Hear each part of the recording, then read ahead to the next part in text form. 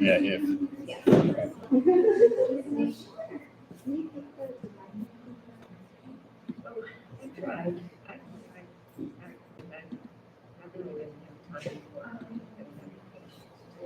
It's a great class though. What I did was call I'm going to take this. It's going to be in Chrome.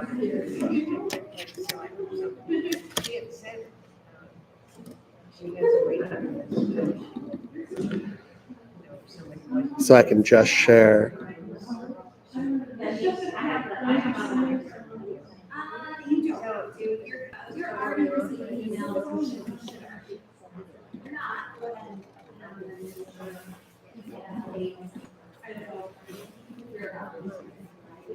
Set this to minimize.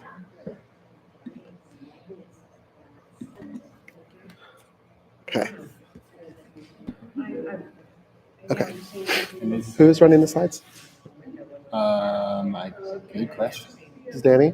Yeah, I guess Danny's like. Danny? Can you hear for a second? Is this YouTube live link the same one that they shared on social media? Should be, yes. Okay. Yep.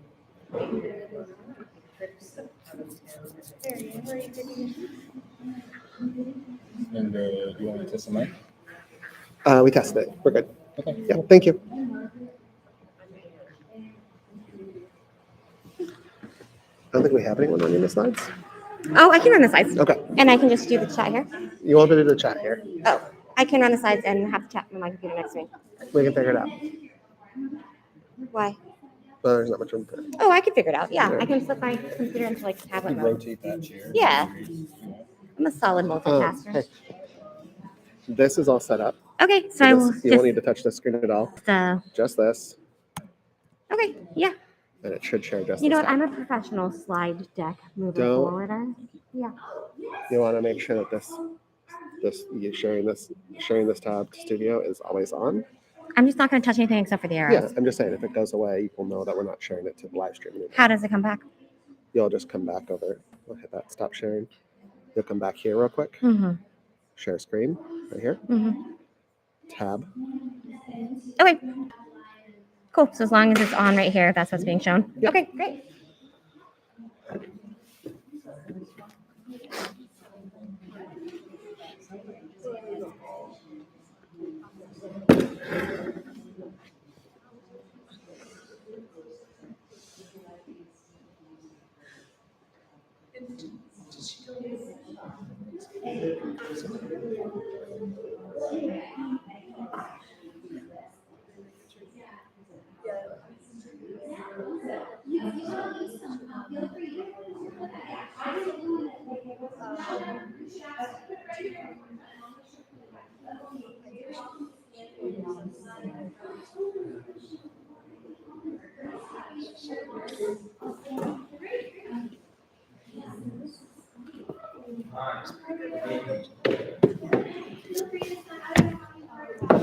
Are these on? No. Awesome. I can use the car for you and I can just walk. No, I'm fine. I'm sure Rebecca can give me a ride home.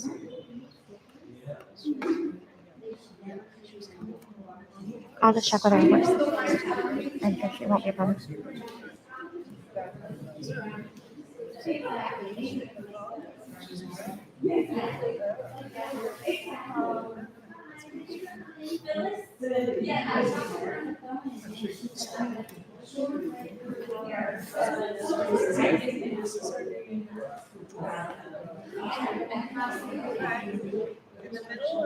Hey, Dakota. You're talking and then who are talking? These two ladies over here. Okay. You talk to them. I think I should pass them a copy for it, and then you can just have one on you. Okay. Do you know how to turn these on? I do not. You want to try it? Check it out. Magic. You just pick it up and it's on, no? There we go. Power button. Hold it. You need one of those fun little like And then grab the other one. floofy mic things that go on top of them. The wings. Yeah, so everyone can look like influencers. They're all connected. Yeah, so you can see both of those ones. Nice. Yeah. So I would turn them off and play the rest of it.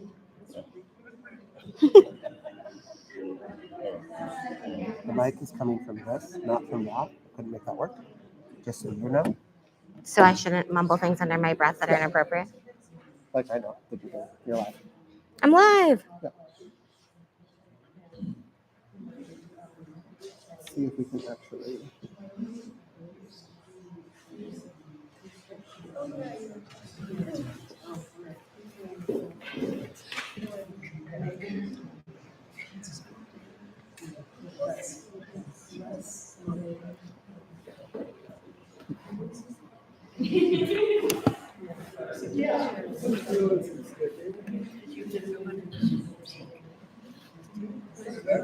Full second.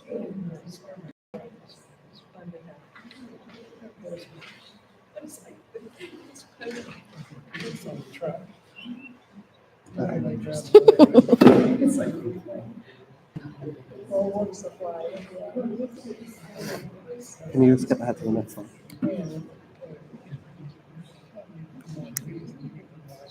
Okay. You go back one. Here.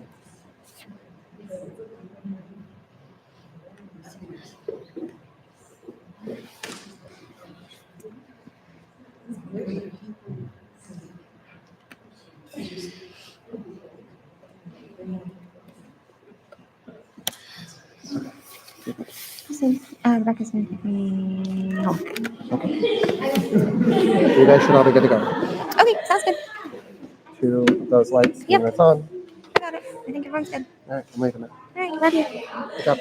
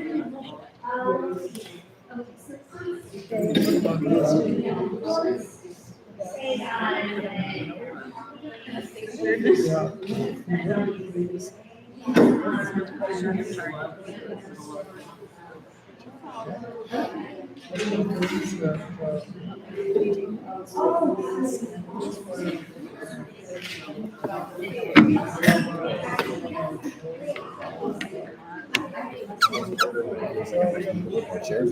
You think so? We'll see. Maybe we'll do that. I think you might be right.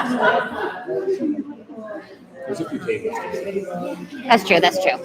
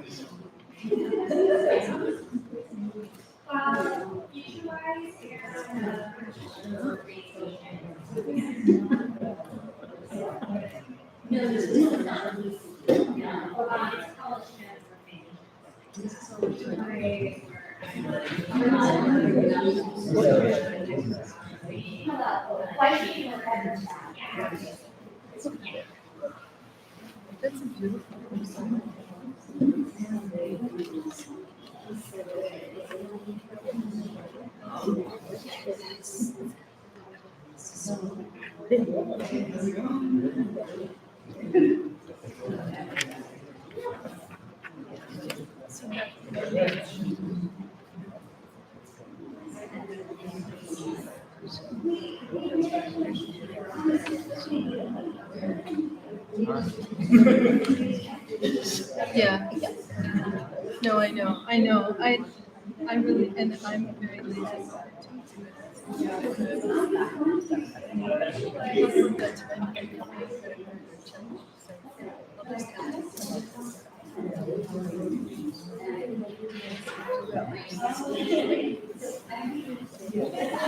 So what I'm gonna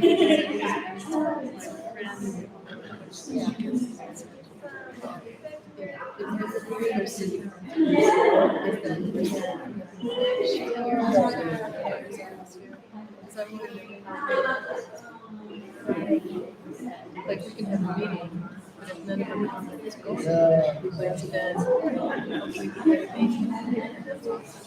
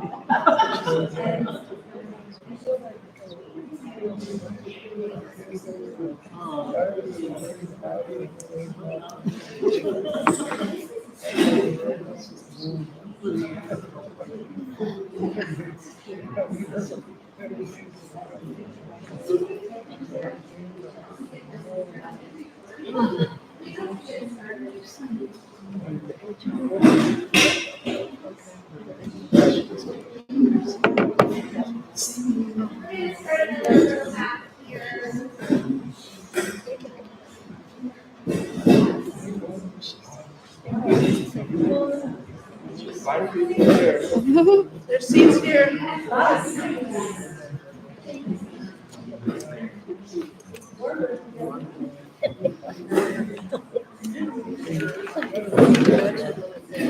But I mean, it would have been, I think it would have been, so in, I've been for several years, and it's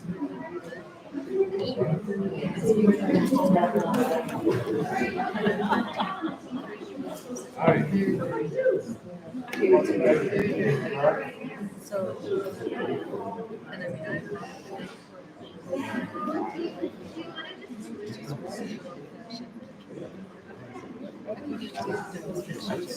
Are the mics for the room or for the live stream? For the room, the mic for the live stream's here. I will take like, So I should still talk live for this one. I can also be like,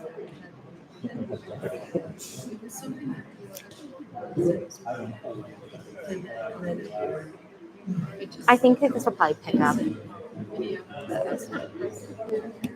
We'll see. Christina says hi. Christina says hi on the chat.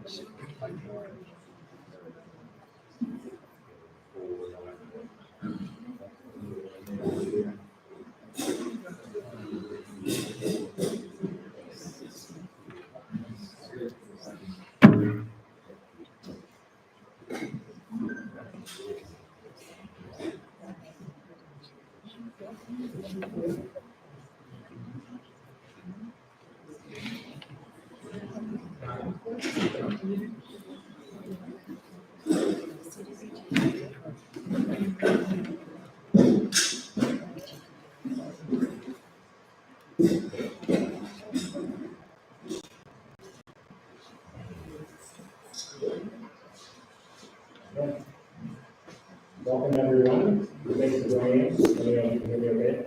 Okay. Okay. For this morning session, we're going to changes coming with one Seattle Comprehensive Plan Action. My name is Dakota Zokoroff, and I'm the chair of the advocacy committee here on the MLCC. The MLCC is a volunteer organization made up of Go Maple Leaf neighbors.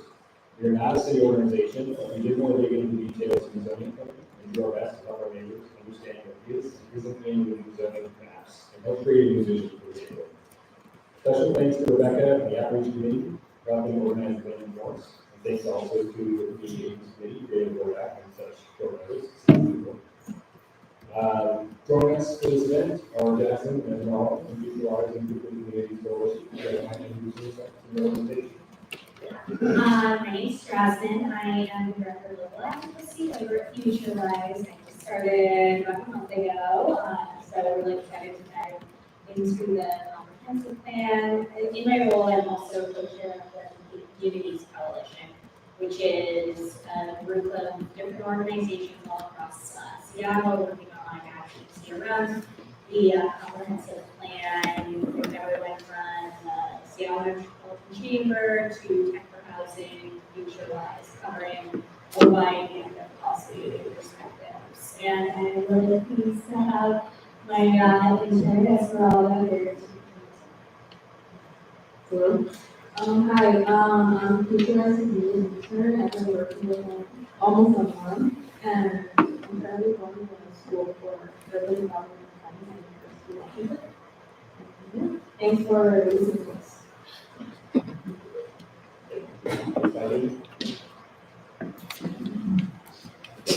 Okay, so we're not done today. We're not a lot of time to get through, so please bear with us. If you have questions, please write them down and submit them in the box at the door. And if we have time at the end, we'll write them some or we'll write them to the box. So first, I want to give some context about the comprehensive plan update and history about how we got to where we are. And we'll discuss how we can work together as a community to leverage these changes to build a better future for the neighborhood. After that, we'll walk through what exactly is changing in Maple by looking at the updated zone maps, including changes to neighborhood residential and in the neighborhood center. Then we'll go through the various new zones in more detail and give you a better idea of what will be possible in the future.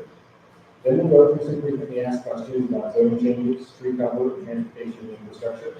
We'll then do a short demonstration of how to use the online public comment tool in the city. Yes, that's technically which is definitely possible.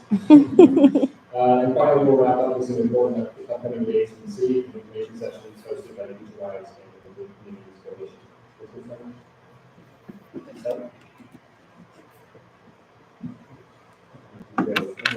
Next slide is the one Seattle. So first off, how did we get here? Looking at the timeline back before 2018, most of Seattle was done in single family. About 3/4 of all immediate available land in the city was done in single family. In 2019, the city changed the rules to allow 2 ADUs and single family lots. And then in 2021, they renamed single family zoning to neighborhood residential. Fast forward to 2023, and the state legislature passed House Bill 1110, which requires larger cities in Washington state to allow at least 4 units per lot or 6 units to get in quarter mile transit. The deadline to adopt that change is June 2025. In May 2024, the mayor's office and the Office of Planning and Community Development, OECD, released the draft One Seattle plan, followed by the updated zoning maps that will be reviewed. So the One Seattle Comprehensive Plan is a huge planning document for the city of Seattle, and it looks forward 20 years. It was updated once a decade. It's part of the Growth Management Act, and it requires all cities to look at and decide what's the housing that we're going to be adding and encouraging, what's the capacity that we need to keep up with the growth that we will be seeing in the next 20 years. How do you configure a street design and plans it to support that added housing, and what types of businesses will be encouraged in the city? And at the end of the day, it's an opportunity to vision out how we want our communities to look moving forward. Please use your microphone. Sorry.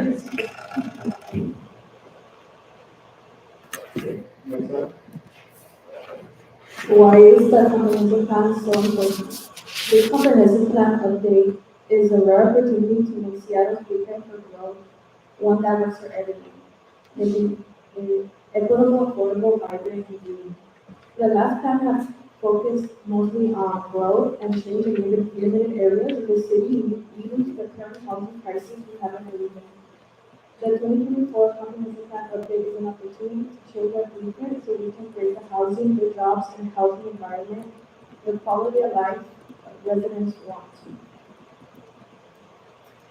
Yeah, Maple Leaf has a critical part to play in meeting that challenge of our time and creating abundant and affordable housing and opportunities for commerce. So now we're going to talk about our urban development. Okay. So the last several years, we were in Maple Leaf, the development of changes that have kind of happened to them, and they felt a little bit less time by the city. There are, of course, many developments in the neighborhood, we're not saying we don't put them by a lot. Located in the townhome, or the house, AAV, EAV package, in many cases, we're going to trees, but the developer will sell all 3 unit houses for a profit. Well, this has meant we have lots of great new neighbors, and young families moving in, which is awesome. It also means that the growth generated by this property is being extracted from the neighborhood. So I would like for us to start thinking more about how we can be our own developers and invest back into our own community. Being your own developer means personal choice of housing form or property, personal choice of retaining tree cover, lower personal tax burden, lower neighborhood rental costs, and more business opportunity. So let's not let changes happen to us, but instead embrace changes to our neighborhood and share community vision for how those changes will. So I'm an avid follower of a national organization called Strong Town, that I encourage everyone to do some research on. Strong Town's advocates for a very specific approach to changing and growing our communities. Changes must be incremental, each person identifying the minimum viable project, getting it up and running, and then refining it as needs change. Changes must be resilient, meaning that we make changes to meet our present need, but we make sure they're adaptable to the needs of the future. Adaptable, meaning that we are welcoming to feedback and are able to fail forward when things aren't working like we want. Changes must be bottom up, meaning we all work together as a community to build a community that we want to see while meeting the needs of the city as a whole. And changes must be human scale, meaning that we work with the city to build a neighborhood that people don't just drive through it, but want to arrive at. This will make our neighborhood more financially successful and also make it safer, quieter, and cleaner for residents who live there. Finally, changes must be financially solvent. Building more densely means less individual tax burden while also increasing the tax base for the city, which helps the whole city pay for city services and infrastructure that we critically need. Next slide.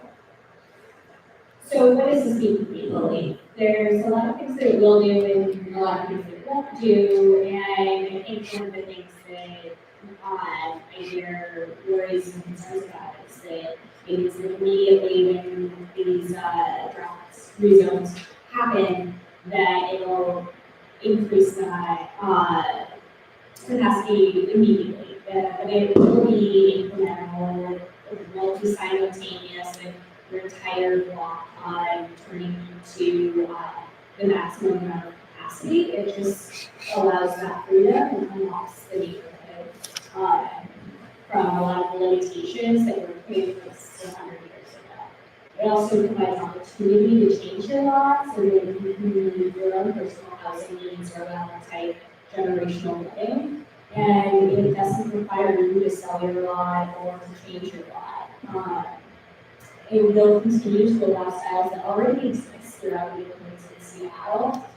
Duplexes, triplexes, and smaller apartment buildings in neighborhood residential zones that predate when a lot of new developments have come in, and it won't necessarily add new styles, but increase the development options so that you have more opportunities throughout the city. And we really, the neighborhoods are how to create a new vision. Slide. So I really want to emphasize that the goal of these changes is not to instantly densify the neighborhoods, create single-family homes, like to rise apartments 5 or 6 stories tall. The goal of the change is to allow more options for housing form, living and general density in the neighborhood over time to meet growing needs of our city. None of this is going to happen overnight. Next slide. Now we're going to get into the specific zoning changes that they would. Could I just say something?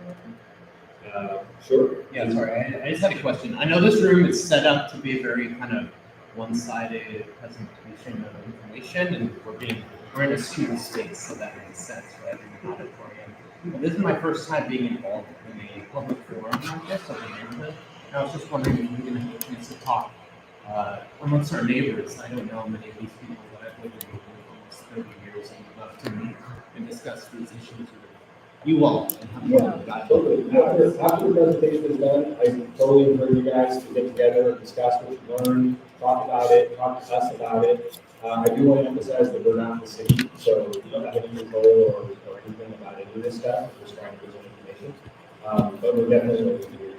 I hope in future meetings, it's not going to just be people reading slides. I mean, we're all capable of reading the slides, we should put them up, or having a handout, and reading them. And it would be nice to hear more discussion of them. And for heaven's sakes, for those of us who don't hear as well, using your microphones properly is really important. We're doing our best. So thank you for doing that. Do you know how 4 or 5 story buildings will go in? Does like one house need to be sold and then somebody will sit on it for a while and so the next one sells next to it? All and that, then all that is combine it together. Okay, next slide, please. So here's a rough map of Maple Leaf neighborhood, taken right from the city's updated zoning maps. Again, you all may need to kind of click through this one slowly as I'm talking. In the yellow, you can see the updated neighborhood residential zones. I could have just, okay, I skipped it, but it's all in yellow on the map. There, sorry, I was trying to get fancy with, there you go. No, it's my fault. So these are the new neighborhood residential zones. These have previously been single family, but now it's just changing to the new version of neighborhood residential, which I'll get into more detail about what's in that later on in the deck. If you go to the next sort of bubble here, in the middle of the neighborhood, or in the middle of the neighborhood, you can see the new neighborhood center. In the light brown area, you see low-rise residential 2. Again, we'll get into what that means specifically in a minute. Next bubble, please. In the dark brown, you'll see low-rise residential 3. That's in the neighborhood center, but you'll also notice that it is one parcel deep, basically north to south, all the way through Roosevelt Avenue, because that's a frequent transit corridor. So that basically makes it so that we comply with the state's HB 11. And then one more bubble, it's really hard to see on the map, but in orange, right at the top of the neighborhood center, you'll see also a new neighborhood commercial 2 zone. Basically, that's a mixed-use commercial zoning type, but we'll get into that. Yeah. Yep, that's on the next slide. I promise I'll get to all the things that you're wondering. It's going to be in the deck. It's comprehensive. So there's zoomed in on the map what is the boundaries of the neighborhood center. So you'll see down at the bottom here, this is the southern border of the neighborhood center, so where the Green Bakery is in the entrance to the park. The top boundary of it will be 91st Street. And then for east to west, you'll see one block off of Roosevelt from 8th Avenue to 12th Avenue is the east-west boundary of the neighborhood center. Down in the bottom right corner, you'll see the park. Obviously, that's not being zoned, it's a park. But it does form the sort of bottom right boundary of the neighborhood center. So now we're going to talk a little bit more specifically about what these new zones are in a little bit more detail. Yeah, so the rise residential 2 is zone that allows for 4 stories and is kind of being used as almost a buffer between some of those larger zones. So when we give what you are able to have a neighborhood residential and the 3 stories. In your neighborhood residential zones, and then 4 stories of low-rise residential to access sort of that buffer and maintain along those edges. Makes sense? So what does that look like on like a 6,000 square foot lot, like a 4-story building? What is that broken up as? Is that just 2 big mansions, or is that like actual bedrooms for people? Like, what is that? What does it break down as? I'm just curious. Yeah, this one is a little bit harder to sort of wrap your head around. I purposely didn't put in like the city's like floor to area ratio and like lot coverage. I didn't want to get into like the super nitty gritty. I didn't think that we really wanted to talk about things like that.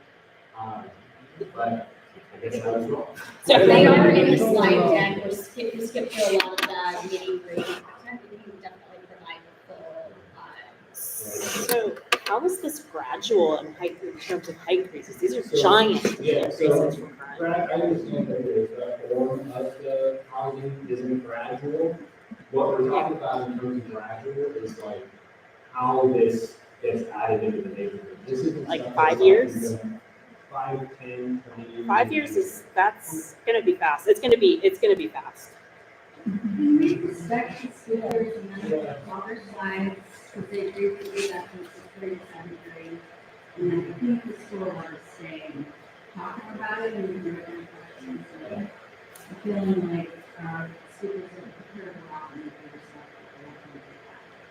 And as a reminder, the speakers are your neighbors. What? They live in Maple Leaf. Dakota lives in Maple Leaf. So just as a gentle reminder. So that state law that said within quarter-mile transit, what does that mean? Does that mean it's fit, has transit, Roseville has transit? It definitely does not have transit. So, you know, what are we talking? So basically, what the city, I'll go back to the area. On the map, there's a incline that comes all the way up to the river on Roseville. Right. That represents the 6% bus. It's a frequent transit corridor. The city is required to add additional density in this form within a quarter mile of frequent transit, which basically equates to like 1 or 2 cars a block. There isn't transit around this frequent like that. There isn't 115 that, there isn't 112. So the reason why the neighborhood center is getting zoned off of the frequent transit corridor is not because it's a quarter mile, that's the city's neighborhood center. That's not necessarily the HPO and compliance, but that is the city purposely wanting to add more density in a specific location. But it's only a couple of blocks on either side of Roseville. Why are we talking about the entire block all the way down to the That one is the neighborhood center. That's different. That's not HPO again. That's just the neighborhood center. That's a new, different thing by the city. Continue on. Yeah, low-rise residential, 3 inches of low-rise residential 3 is up to 5 stories. And I would like to say this is barely slide number 6, there's 40 more to go. Barely cities, and we're not the city, we're non-profit. Yeah, so it's 5 stories up from that, 3 stories neighborhood residential, 4 stories in low-rise residential, and the neighborhood commercial acts as that core of those neighborhood centers that they like shed down around. And none of these require parking, correct? The city does require parking. Yeah, there are parking requirements. Within a quarter mile of frequent transit, there are no parking requirements, but the city requires it within the other. Well, it's gonna be really hard for those of us that So live with near nothing I Roosevelt. understand. We can talk about it. Oh, boy. Frequent transit. Roseville didn't count as that. There's the only frequent transit in this field. So everything we build won't have parking. Next slide. There's no reason. So, as I mentioned, it's commercial too, is use areas that allow retail, office space, all of the different things we're able to put together in our community.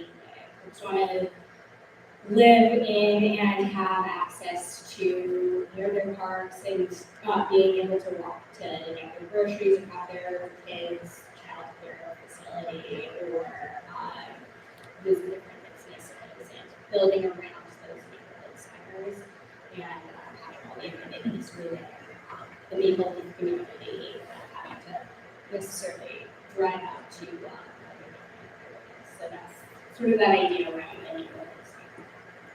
Is that 7009 window, is that an architectural rendering or is that actual physical?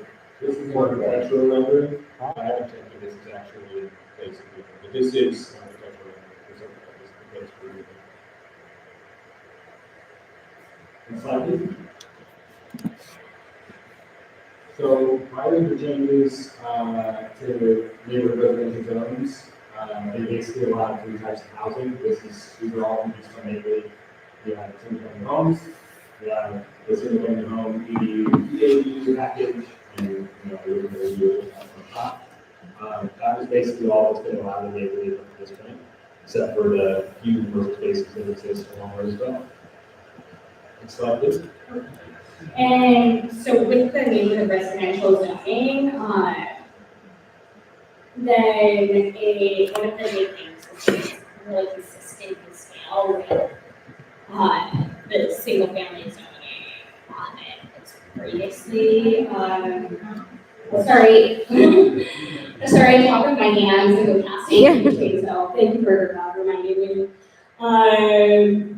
So yeah, having around 3 or 4 stories, depending on if there's affordable housing, density bonus, or if it's within a quarter-mile watershed of transit, frequent transit, and I had made sure to put that on the slide from the city as what they're really wanting to underline is that these buildings that are compatible with the scale, form, and character of single-family homes and developments that are already existing. So when you think of a duplex, it's like a house that is then split into different units and is able to have the kind of affordable housing and communities, but also some other different forms.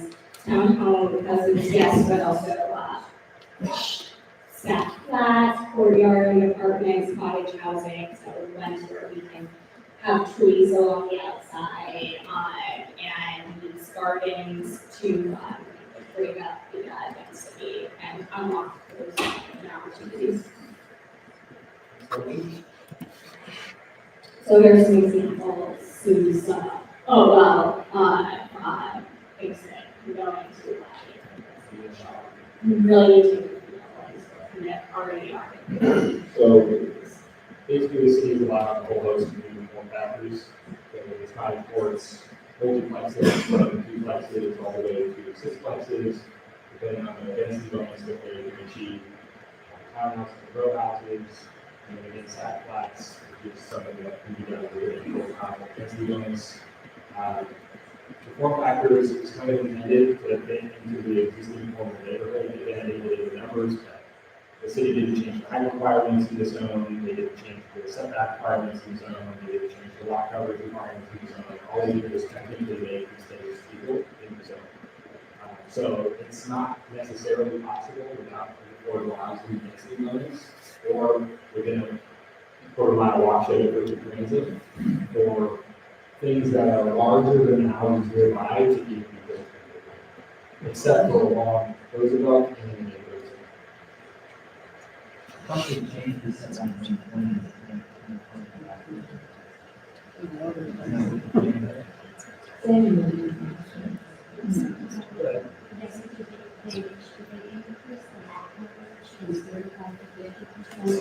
They decrease the setbacks down 21 to 10 in front and 25 needs and substantial. And I'm curious about, you keep talking about affordable housing. The people that build these houses are going to want to make their money back and then some. So where is this affordable housing coming from? It's a program from the city, basically, you have to pay into affordable housing. You either have to provide affordable housing, i.e. make the units actually affordable on purpose, taking the loss probably in the process, or paying into the city's affordable housing fund that they use to build their own city.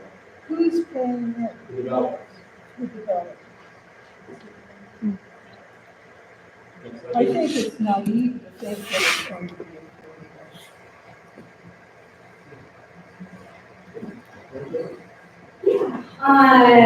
One of the other things that comes through in the comprehensive plan is about neighborhood residential stores and having small scale commercial uses, places like Analog and Capitol Hill, cafes that are available for those really nice walkable neighborhoods. We were able to support small businesses and it puts in certain standards on the size, the hours, noise, solid waste, and puts in those sort of considerations that will ensure that they do fit within the neighborhood. Yeah, once again, thinking about all the different opportunities that we can have for communities. And this is only in the neighborhoods.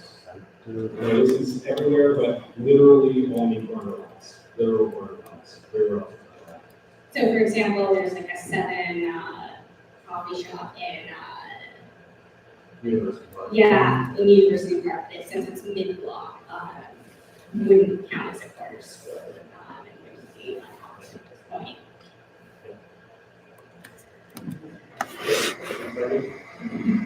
So I want to go through a few hypothetical examples, imaginary new residents taking advantage of these new homes. And the point that I'm kind of trying to get back on is that while technically developers can come in and build things that maybe we don't like in neighborhoods, we do have the agency within ourselves to develop our own land the way that we want to. So if you want to have trees, if you want to have less height, if you want to have more setbacks, all that stuff is also legal. All of the city has changed is what the limits are. So I want to kind of provide a few hypothetical examples of things that might be possible under these new zoning laws. So the first one, Susan, a senior resident in Maple Leaf, who's called daughter, retired first child. Daughter wants to be closer to home, but I can't afford my house because I'm probably too crazy. Susan's getting older and would like to downsize her house, but doesn't want to leave the neighborhood. She doesn't have a mortgage, but she bought her house a long time ago. So she and her daughter are staying in with her money, redevelop property, and do a 3-unit cottage court. They share a communal space and garden, or able to change the trees in the property, and rent out the 3-unit. Here's an example of what's actually made to take place. So a typical Seattle lot, kind of rectangular and narrow, turning into a cottage court development. Obviously, it's more discreet. Hard to find that specific picture of a cottage court in the film. You can kind of get the idea.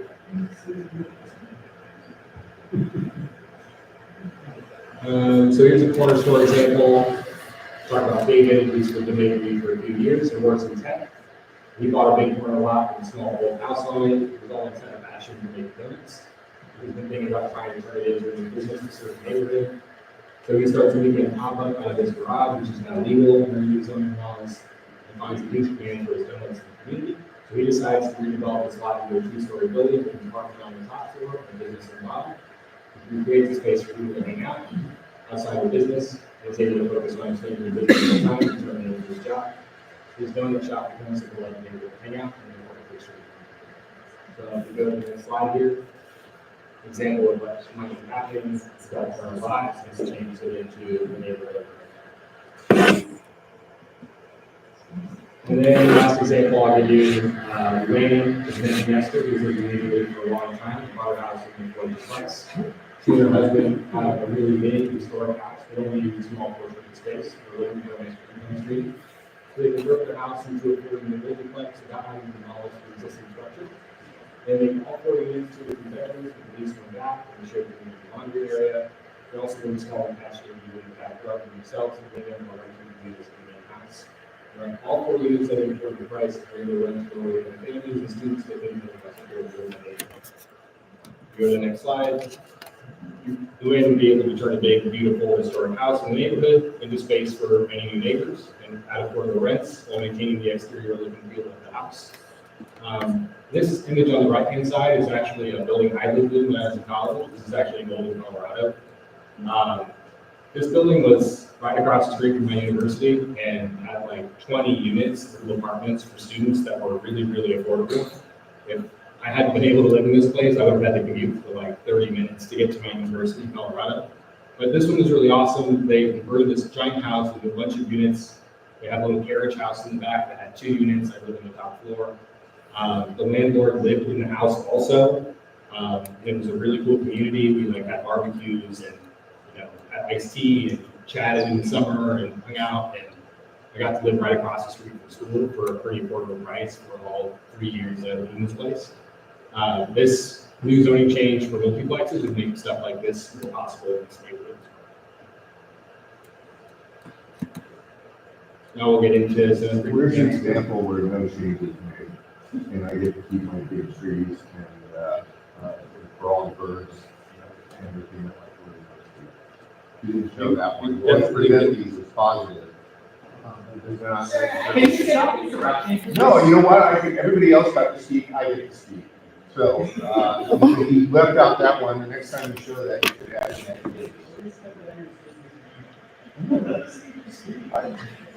I'm sorry, everybody else got to speak. I'm speaking, you're not.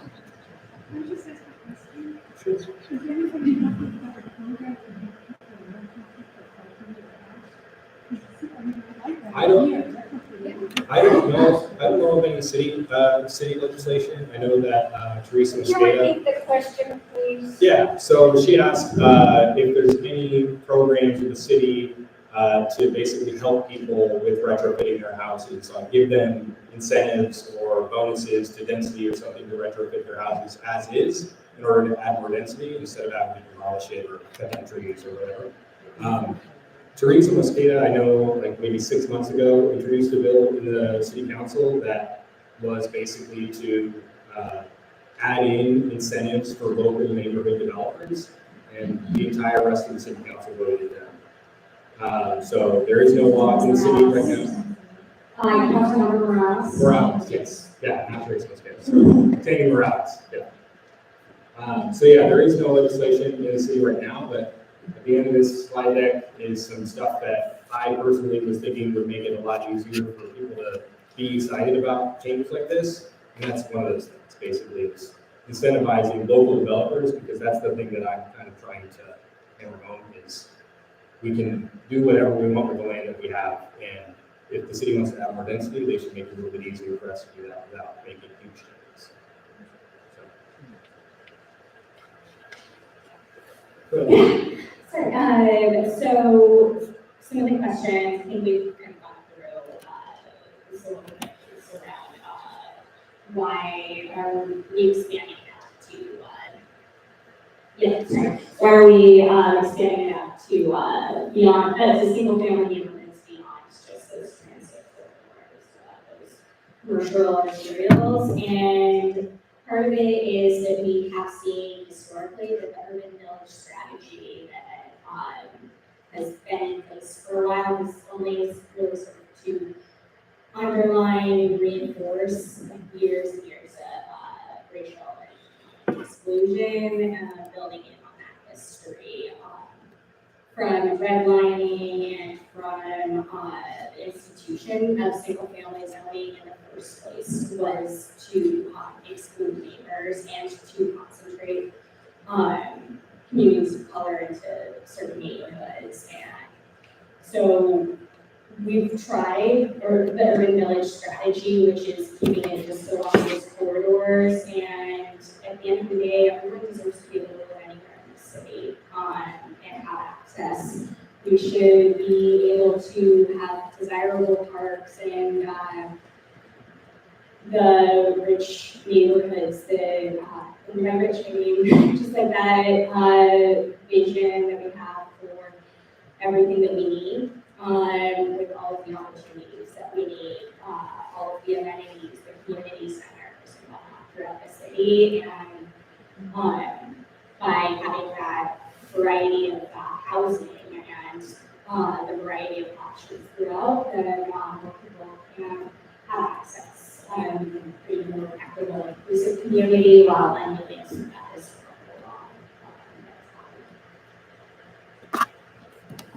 You left one thing off that list. Increased property tax revenue would be probably number one. Undoubtedly. That's what the city wants. That's the bottom line. Yeah.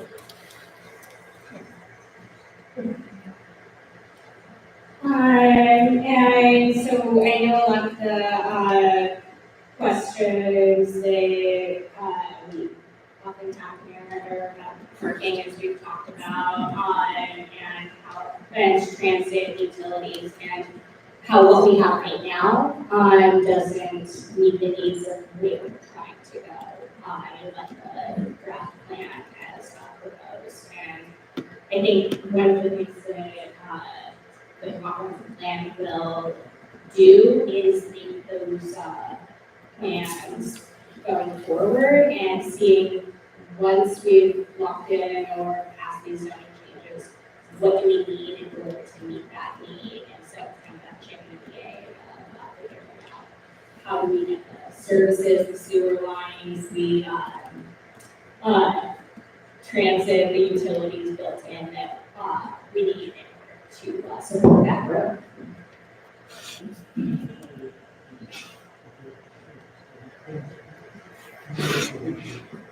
Sorry, what was that? Which is the reason why growth is so.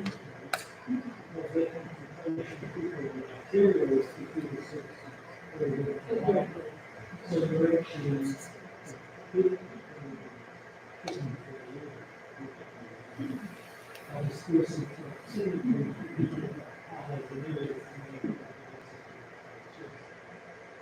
So to repeat what was said in paraphrase is that currently Westwood Local is having social services and transit along those materials and continuing to build along those as those nodes. And I think what we're trying to see about is having more transit throughout the city and having a growth in trustees to support that transit so that we can reduce the,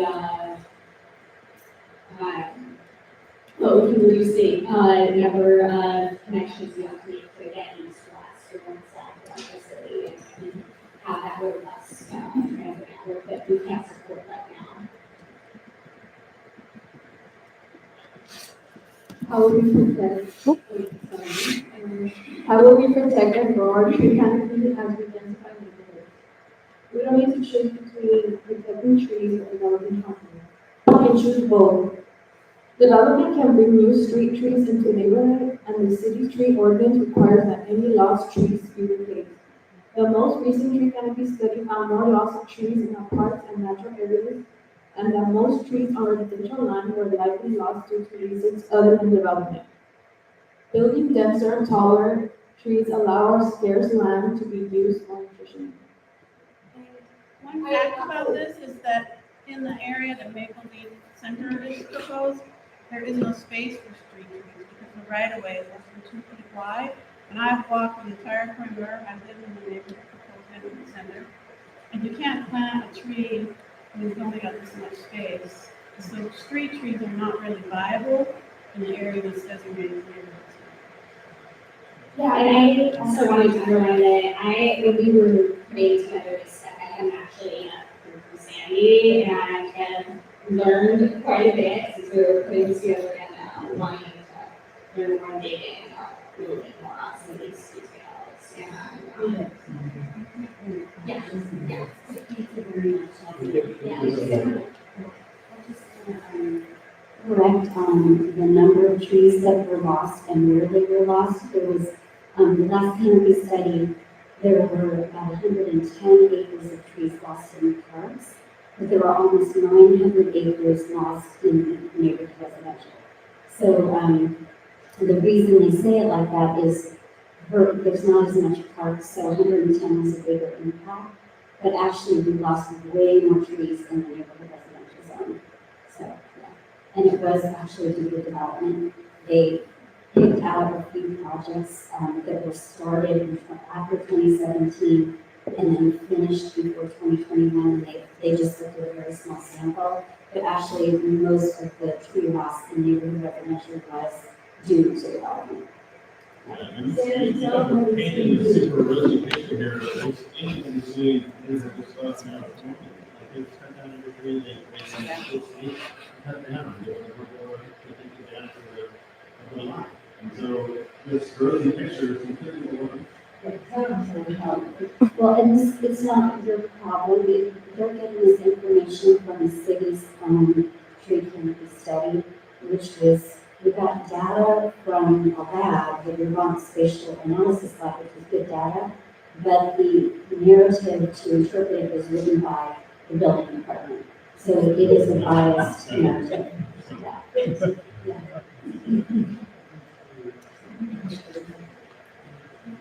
All right, yes. Just a side note, I've been owning a house here for nearly 4 years. I'm listening to all this, I'm willing to kind of step forward and potentially put my money in my mouth and help the community out. And building an ADU. One, the city puts up huge walls for me to do with it. Two, as I try to contact somebody to help me build, I'm pretty good with tools, but I'm not that good enough to build a structure that will pass all the criteria. The first thing out of a builder's mouth is sell me your house. They want to buy my house and put a behemoth of properties together and then leave and take all the profits, right? Second, when I do find somebody, do you really trust them? You know, and you're throwing several $100,000 down to build a structure, and you don't know if they're going to come by next week. So I'm in the process. For 2 years now, I've been trying to build a property, build on my property between the city and the developers that won't help me. Because they know if you build a garage with an ADU on top of it or something like that, they're going to get $120,000 profit. But if they buy my property, they'll get $2 million profit. So who's the fool, right? So that's one of the biggest problems. One of the things that I've been really interested in, this is really known as history, is trying to, one, do exactly what you're saying, which is kind of figure out how do we cut through the noise of zoning code, especially the AE thing, and like get out in the city, sort of get a little more out of the traffic. Have you ever heard of a place called Permaville? They build kid homes and kid houses.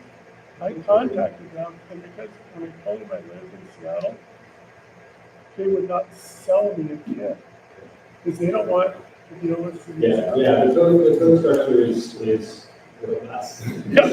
Robust. You're being really So nice. anyway, one of the things that I'm interested in on the advocacy is creating that avenue of trying to cut through the noise and like bringing them together some sort of like more simple documentation or like a really document how to get to where to go. The other thing that I'm interested in doing is reaching out to developers, making sure that and trying to connect people with interest. They're going to hardly wait for a downturn in the economy, because when they stop getting these big jobs available, you might look at me. So I totally agree with that's something that we're interested in doing. I would love some help. I'm only one guy in the I just thought I'd throw it out.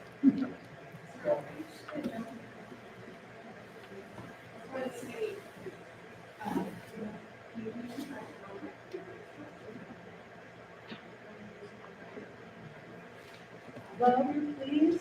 Oh, sorry.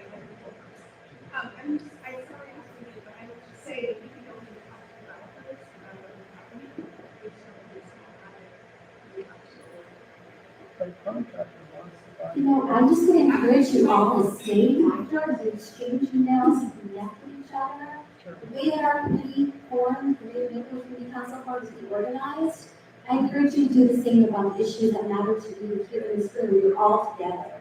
Let's let Dakota and this team finish the presentation so we can get you all connected, okay? There's a lot of people to talk to. Thank you for your comment.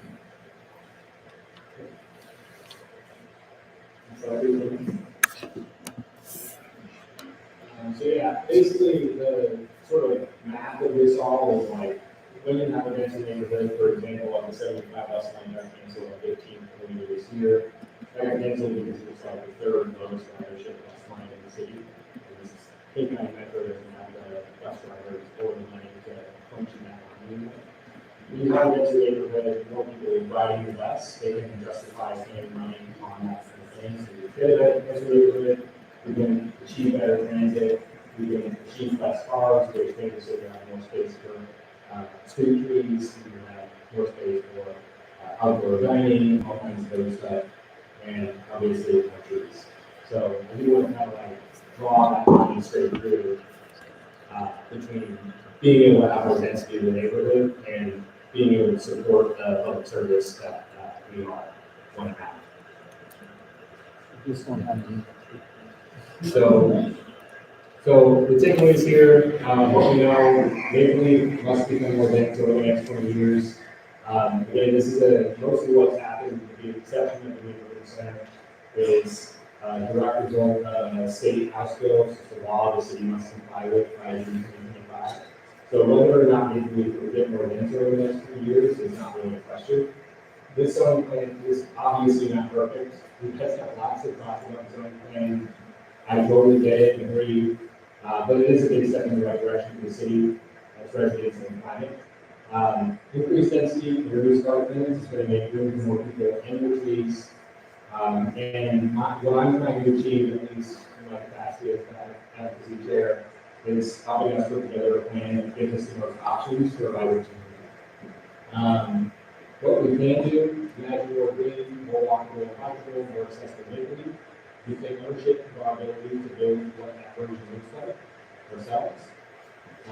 We can let the public servants know that things make easier building than we do. For example, like you were mentioning before, incentives for local developers, easier permitting for developers that retain and add tree cover, other things like that. I'm always looking for suggestions for things like that, so that I can sort of present that stuff to the city if I can. So if you have suggestions for things that would make these kinds of changes a little bit more palatable, or inspire you or enable you to get involved with adding density to the neighborhood in a form factor that makes the most sense to you, please email the MLCC and I will find it and I will compile that stuff and I will get it to the city as best as I can. It would be nice if you guys put up more advertisements about these meetings. This one was really short notice. That's on me. We kind of pulled this together last minute, so this was the best we could do. And it'd be nice if somebody from the city was here too. Yeah. Yeah, understood. Always looking for volunteers to help get the word out. So if you're interested, Rebecca over there, on your way out, you can sign up to put up posters. You can sign up to help our communications team and sign up to help kind of navigate getting these things out. The only reason why these events are able to happen is because neighbors are taking their personal time to put up posters and get the word out. So always need more help if it's something that you have the capacity to do. Yeah, and I'm on the Community Council, and what I heard from Edward is that with all of the opportunities for open houses happening right now, including this week and next week, then the staff at OPCB isn't able to come out to every individual community council this time around, but there's a lot of opportunities. Well, there have been a lot of opportunities for each district to have host a neighborhood open house, and there's going to be one on Thursday at Jefferson Community Center. You don't have to live in District 2 to attend that one, or you have to live in District 7 to attend the one at the Seattle Center on the 10th. But those are two upcoming opportunities where you can have city staff and be a little bit more tailored in the slides that they, or not slides, but the presentation materials that they have to put up, but you can chat about it as well. So is there nonprofit hired by the city to provide the outreach? My nonprofit FutureWise, we're involved in the Complete Communities Coalition, so we're many organizations across the city that all have a vested interest in how we're putting together communities and thinking forward towards the future. Right, a couple of years ago, I was on a project that was funded by the state legislature, where I went around the whole state of Washington and did workshops in every single county in Washington to look at what's working and not working in their communities around the conflict. One of the key takeaways is that every community, one, didn't want one size fits all. And that was true in rural and urban throughout the state. The second is what people really wanted is to have authentic engagement in the processes where they can actually influence. And that people understand what is unique to their particular place and that really matters. So up here at trees really matters. And the watershed really matters. So what I would encourage you, I guess, is I was confused by this because for me, one, with all due respect, you've made a lot of assumptions in your slides. Assumptions that really aren't based on any fact. When you look at the transit thing that leads to less cars, that leads to more trees, that's an assumption. That things are going to be built in any aesthetic is a definite assumption. The idea that more transit's going to come because there's more density is also knowing that Metro doesn't necessarily follow that exactly. All the things, that's an assumption. There's just a whole series of assumptions. What I think confused me, and really in due respect, is why that it seems to me that the neighborhood community council would be helpful to actually engage the neighbors and understand what people's concerns are. Where it feels to me like this is a bit of a dog and pony show to try to convince us of something that we may or may not want. So I think that's why people are coming up and saying things, is that, I've looked for that and emailed and never got responses, in terms of that. So I think it's really, really important that, to me, it's not fair in a sense to bring a presentation that looks so beautiful that, really is built on a whole lot of assumptions that we know, like for years it's incremental. It could definitely not be. I get more than 30 calls a month of developers who are trying to buy my property. That's no joke. 30, I'm counting them, and that's the ones I know about. So, I think the idea that we can have the funds to buy stuff or build stuff, I don't have that kind of people. Yeah, and so I just really want to encourage you, to, like, as a community council, I'm thinking to you because you're on the community council, I'm thinking FutureWise, I know FutureWise well. But, it's like, I feel like it's not, to me, it's like, I would like to instead have us have that conversation and have the community council listen to the concerns and not be the advocate or a particular point of view. Because I think that's really important. Yeah, so. I want to acknowledge that we do have a city council member here tonight who is listening to us. We're talking about the group to be here because people said they want the city to be here. It's important to know that our district is here.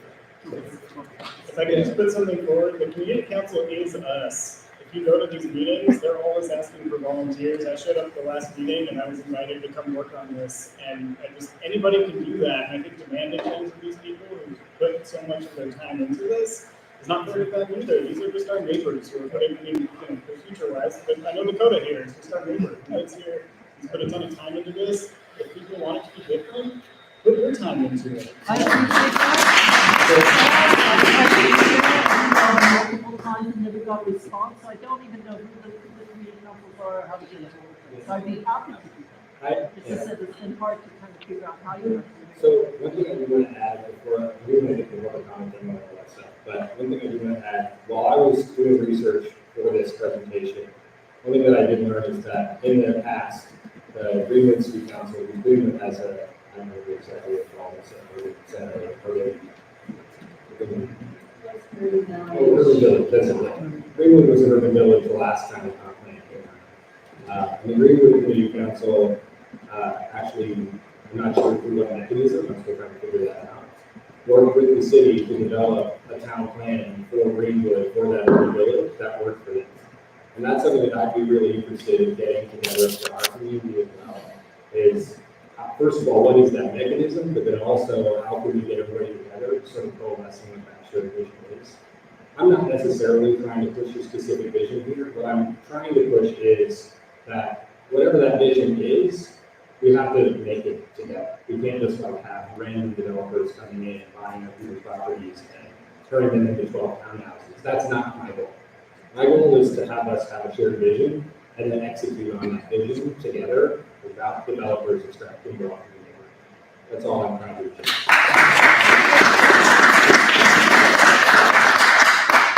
Does anybody notice that affordable housing business is obvious at all? I mean, there's along 8th Avenue Northeast on the west side, there's what? 8, 9, where they Increasing on knocked down a house and built 3 single family attached and there's not one of them that sold for less than $1.3 million. So is there anybody that is auditing that there is money actually going to the affordable housing fund? Yeah. But I really have like 10 minutes left, and I do have some other information I want to give you guys. And then we can, if there's time while we're cleaning up, we can talk about it. I'll be quick. Okay. I'm the advocacy chair for the Sacagawea and UPTA. We were one of the schools that were slated to be closed. And I just want to say that the other side of this is that we need more family housing in this neighborhood that people can afford. You know, every house in this neighborhood is $1 million. Someone who's just starting out, they can't afford that. I bought my house in Maple I live in an ADU right on Roosevelt, and it costs $815,000 for 1,000 square foot ADU. Anyway, so I'm just saying, like, with the potential closure of one of our neighborhood public schools, that is gonna be a deep hole and scar in our neighborhood. People will not wanna live there. We need to keep this community vibrant and plan for the future. And I have school-age children. I want them to be able to afford to live there. So it's just another thing to think about. I completely agree with you. That's why I was curious what is going to be built on these 4 stories and 5 stories, because the one that was built on Roosevelt, that is 65 units, like 3 of them are like 2-bedroom. Yeah. Like, how do you have a family and like? Yeah. And then. I do have some solutions to that. I'd love to talk to you about that. That'd be great. Okay. So. I actually want to say this for the very end, just because I don't want to get us into technical difficulties and not be able to come back to it. So we'll go through the rest of the slides and come back to this, and hopefully we don't have technical. Can you explain what this is real quick? This is going to be a demo of how to use the public comment tool on the city's website for the zoning map. Just in case everybody hasn't figured it out yet, I can just show people that as well. Yeah, we'll come back to it though. I'll do the demo. We're just going to go through the timelines and stuff first since we're running out of time. Yeah, so just briefly, the city started in 2022, 2023 with the draft and moved over to the comment period, where I think what you would have seen is the fuzzy lines around the area. So now this is that next step of looking at the zoning, the specific zoning block by block. And so where we are here in October to December, in October the draft zoning map was released. That's when everybody was responding to. The comment period will be open until December 20th, and that's on the website. That's at the OPCE meetings. It's emailing your council member or the office of planning and community development, and then it is at the end of December the mayor will release final recommended plan with the final environmental impact statement, and then it gets transmitted to council where it goes to that next step for January, and then approving the final neighborhood residential because that has to be approved by June 2025. You're shoving it down our throats. There's hardly any time in this plan, and it just feels like. Again, they're not responsible. Talk to your city councilwoman, she's right behind you. Yeah. She's right behind you. Talk to her. Kathy Moore is right behind you. Talk to her. She's the city.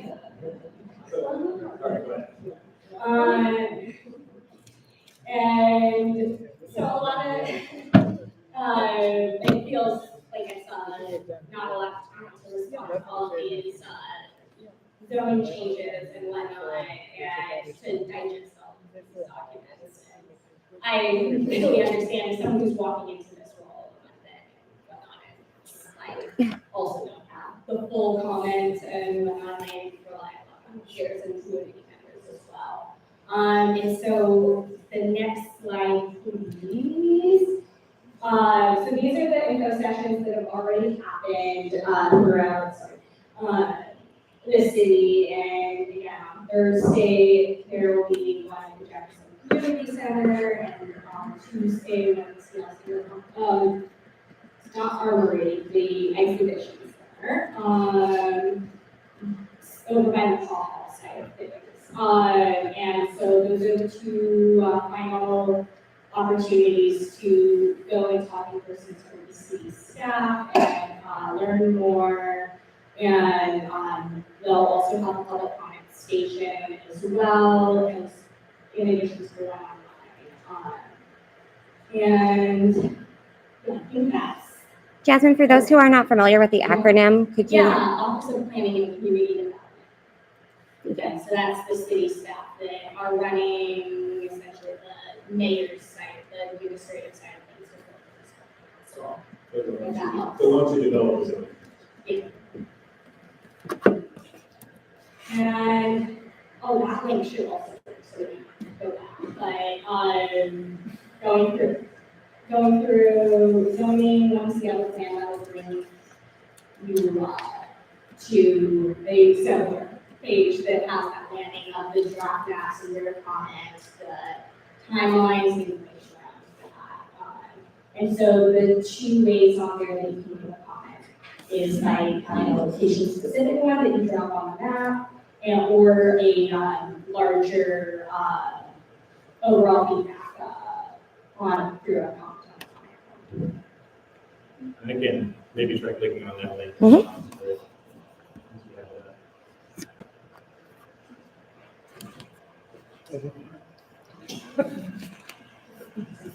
we put on draft rezoning maps here. And if you want, you can watch the minute long video. It's pretty dry. I wouldn't recommend it. We'll just this is just some information about how you can use the tool if you don't want to watch the 8-minute long video or listen to this presentation. So you just click on show this again. It's for the map. You don't have to click on show this. So then we'll bring you to the map, and you can zoom in to, I know it's probably pretty hard on the trackpad, but you can zoom in to anywhere you want. You don't have to zoom in. I'm a social worker. I don't use a Mac. This is.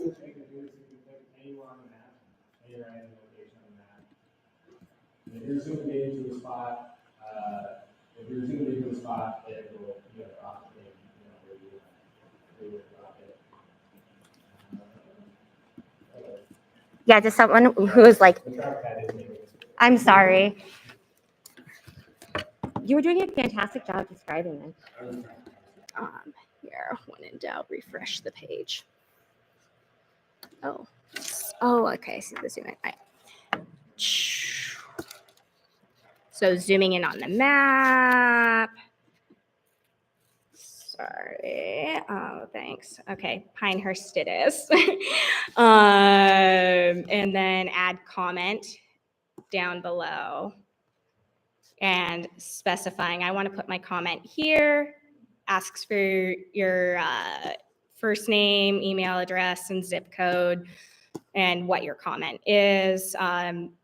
Privacy statement, and then you'll go through it and submit. And so that's how you'll add one that's location specific, and then At the bottom, it says general comments.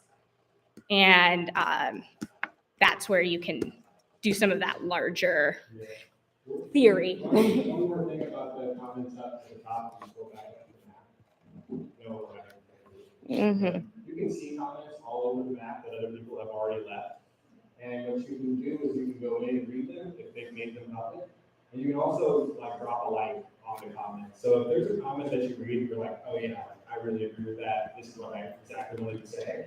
You can like that. The city is going to compile all that information and say, okay, this is the stuff that really resonated. This is the stuff that doesn't really resonate with people.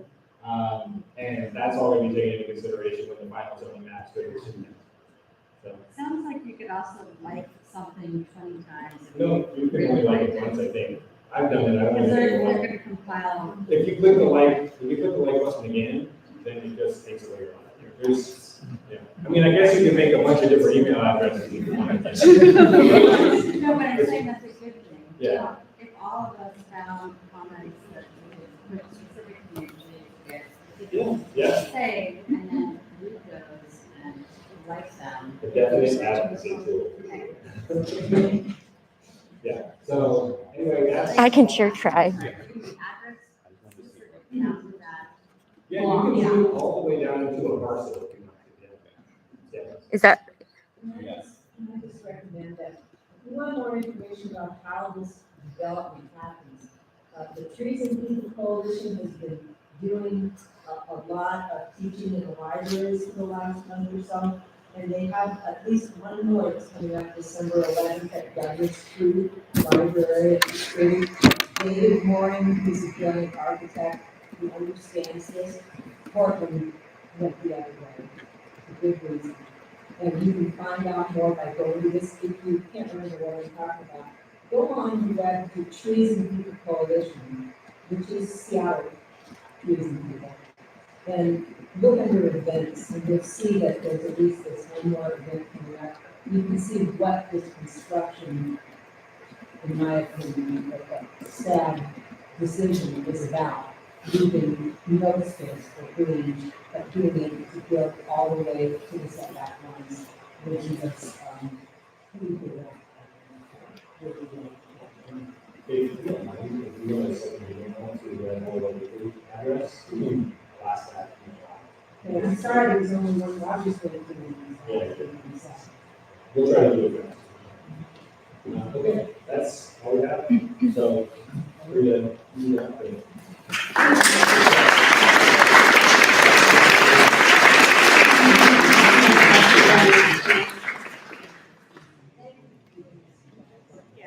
do you want to?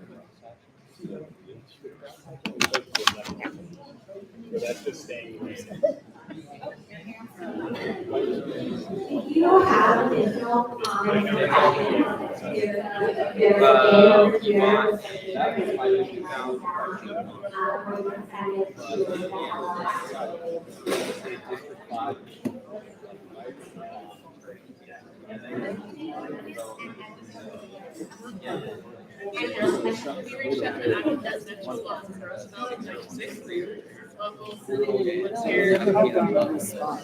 It's coordinated, again, like, I mean,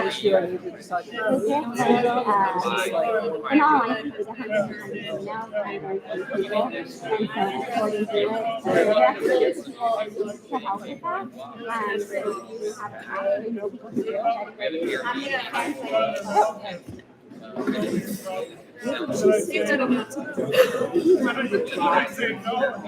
Yes, you can.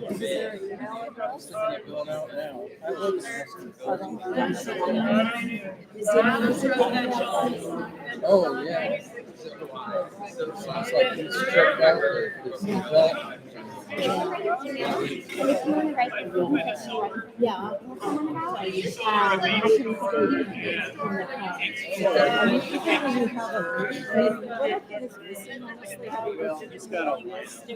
the part of the vibe. I'm gonna take 1 minute and shut this down because we're live streaming to everybody, so I'm gonna turn it off. Yeah.